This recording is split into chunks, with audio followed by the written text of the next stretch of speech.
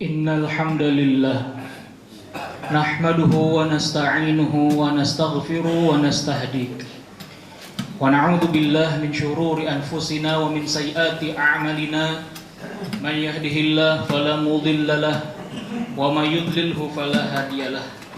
Asyhadu an la ilaha illallah wa asyhadu anna sayyidana Muhammadan abduhu wa rasuluhu la nabiyya ba'dah. Allahumma salli wa sallim ala sayyidina Muhammadin wa ala alihi wa sahbihi ajma'in, amma ba'd. Faya ibadallah, usikum wa nafsi bitaqwallah faqad fazal muttaqun. Kama qala Allah ta'ala fi kitabihil karim. A'udzu billahi minasy syaithanir rajim. Bismillahirrahmanirrahim. Ya ayyuhalladzina amanu taqullaha haqqa tuqatih wa la tamutunna illa wa antum muslimun. Ma'asyiral hadirin sidang Jumat yang dirahmati Allah Subhanahu wa ta'ala. Dalam banyak kasus Al-Qur'anul Karim adalah firman Allah yang sering memberikan kita perumpamaan percontohan. Dan yang terbilang sering diberikan perumpamaan dan percontohan oleh Allah adalah perumpamaan seorang makhluk berakal kepada makhluk yang tidak berakal.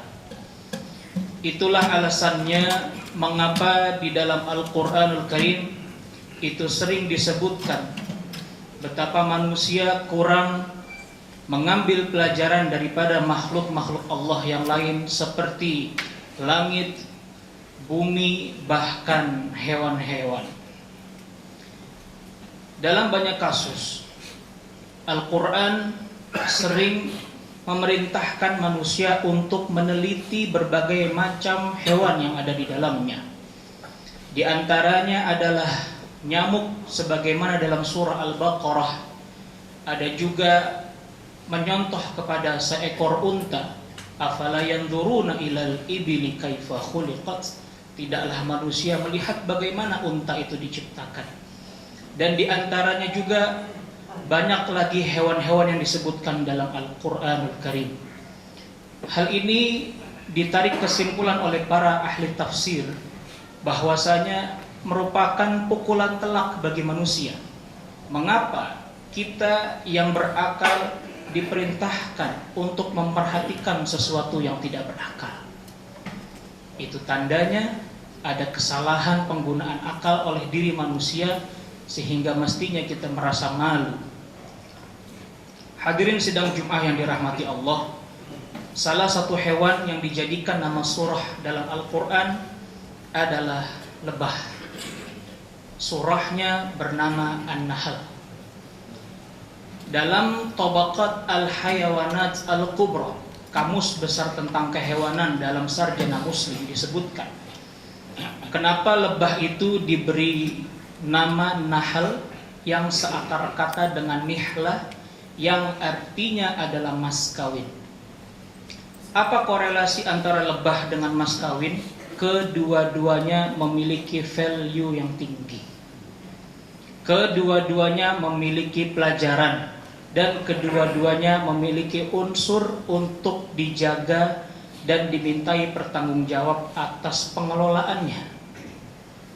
Allah Subhanahu wa ta'ala berfirman, wa auha rabbuka ilan nahli anittakhidhi minal jibali buyuta wa minasy syajari wa mimma ya'rishun. Allah Subhanahu wa ta'ala mewahyukan, dalam hal ini memberikan ilham, insting kepada lebah untuk membuat sarang di bukit-bukit dan di pohon-pohon kayu dan di tempat yang sudah dibuat, direncanakan oleh manusia. Kemudian thumma kuli min kulli thamarat fasluki subula rabbika dhulula. Allah melanjutkan perkataannya kepada lebah itu, makanlah dari tiap-tiap buah-buah itu dan tempuhlah jalan Tuhanmu yang telah dimudahkan bagimu. Kenapa mesti lebah? Di situ Allah Subhanahu wa taala juga melanjutkan, yakhruju min butuniha syarabun mukhtalifan alwanuh shifaa'un fihi shifaa'un linnas inna fi dzalika ayatil liqaumin yatafakkarun.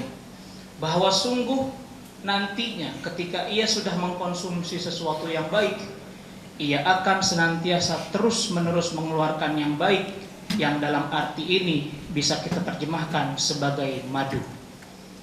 Syifa'un linnas, yang kelak akan menjadi obat bagi manusia. Dan itu semua, kata Allah, hanya bisa diteliti bagi mereka yang mau berpikir keras untuk melakukan riset tersebut. Hadirin sidang Jumat yang dirahmati Allah, kita ketahui bahwa peran lebah di dalam dunia pertanian dan botanika kita merupakan unsur yang tidak bisa dilepaskan. Sekitar 70 sampai dengan 88% spesies tanaman membutuhkan bantuan lebah untuk berkembang biak.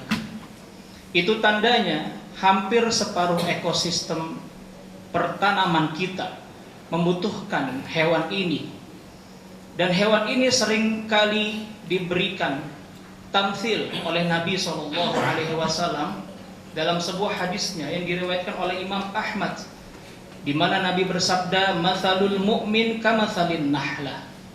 Bahwa idealnya seorang mukmin ketika dia bermasyarakat, ketika ia hidup, adalah meniru filosofi hidupnya seekor lebah. Mengapa harus lebah? Nabi melanjutkan sabdanya, la ta'kul illa tayyib.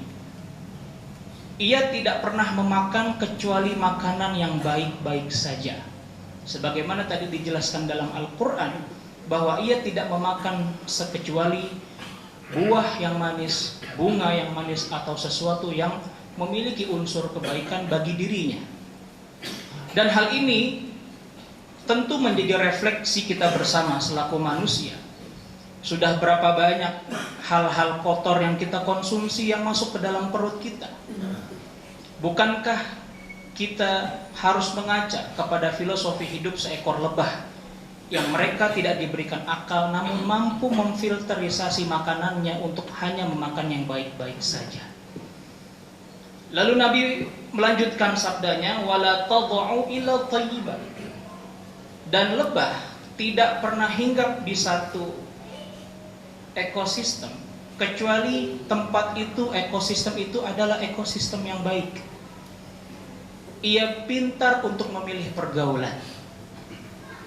Bukankah manusia juga semestinya seperti itu? Ia harus bisa memilah dan memilih di mana dia tinggal dan di mana ia bergaul. Kemudian wa idza waqa'at 'ala 'audin lam tuqsir. Dalam satu riwayat dikatakan lam tufsir. Jika ia hinggap di satu dahan, maka ia tidak pernah merusak dahan itu. Dan inilah yang perlu menjadi refleksi kita bersama. Manusia ketika ditakdirkan oleh Allah sebagai khalifatul ardh, pemimpin di muka bumi ini untuk memakmurkannya, bukanlah tugas kita untuk merusaknya. Maka kita harus mengajak kepada lebah. Ketika ia hinggap di satu dahan, di satu ranting, ia tidak mematahkan, ia tidak merusak. Justru ia menyuburkan sebagaimana kesuburan itu yang mesti ada dalam jiwa manusia pada bumi yang diamanahkan oleh Allah Subhanahu wa taala.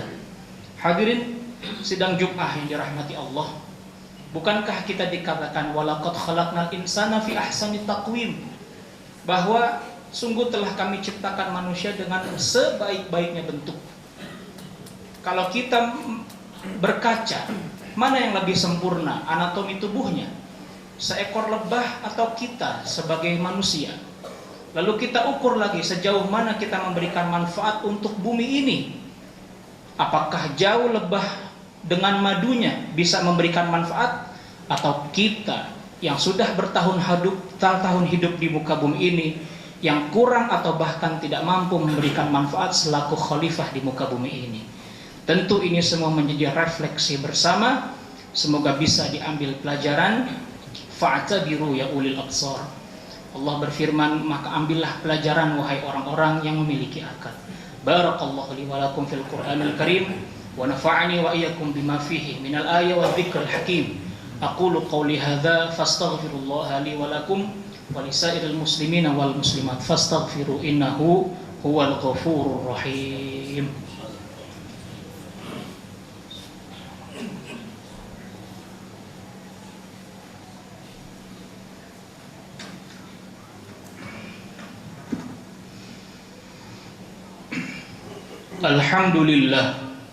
Alhamdulillah hamdan katsiran kama amara wa ashhadu an la ilaha illallah wahdahu la syarika lah irghaman liman jahada bihi wa kafar wa ashhadu anna sayyidana Muhammadan abduhu wa rasuluhu sayyidil khalaiqi wal bashar. Allahumma salli wa sallim ala sayyidina Muhammad ma tasalat aynun binadhar wa udhunun bi khabar amma ba'd.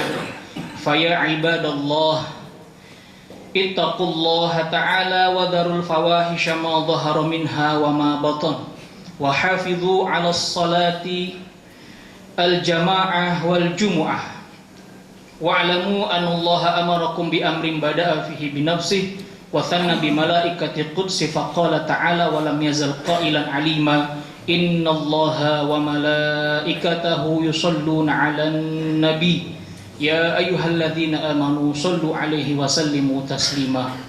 Allahumma fir lil mu'minina wal mu'minat wal muslimina wal muslimat al ahya'i minhum wal amwat. Allahumma ansur ikhwanana fi Sumatra.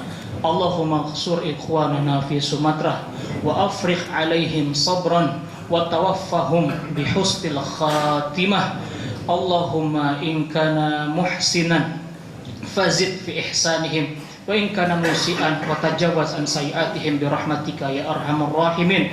Allahumma ansur ikhwanana fi Filastin wa fi sairi buldani muslimin fa anta ya rabbana khairun nasirin wa khairul hafidhin. Rabbana atina fid dunya hasanah wa fil akhirati hasanah wa qina adzaban nar. Ibadallah, innallaha ya'murukum bil adli wal ihsan wa ita'i dzil qurba wa yanha 'anil fahsya'i wal munkari wal baghi ya'idukum la'allakum tadhakkarun fadhkurullahal 'azim yadhkurukum was'alu min fadlihi yu'tikum wa la dzikrullahi akbar wallahu ya'lamu ma nasna'un.